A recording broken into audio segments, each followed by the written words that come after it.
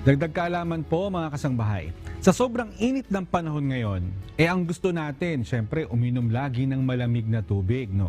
Pero hindi nyo ba na itatanong, gaano ba katagal kakayanin ng isang tao na mabuhay ng walang tubig?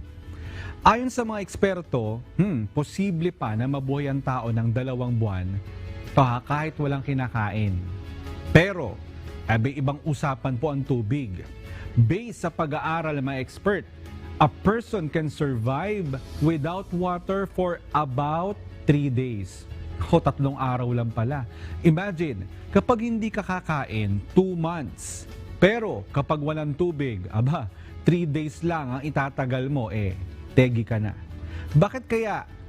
Bakit? Alam po ninyo, ang tubig ay kailangan ng katawan ng tao sa bawat proseso nangyayari sa ating katawan. Katulad po ng pag-regulate ng temperature sa pamamagitan ng pagpapawis at paghinga.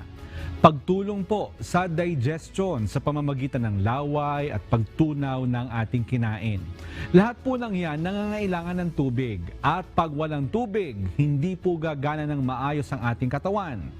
Parang sasakyan, kapag walang gasolina, hindi aandar. Ganun din po ang katawan.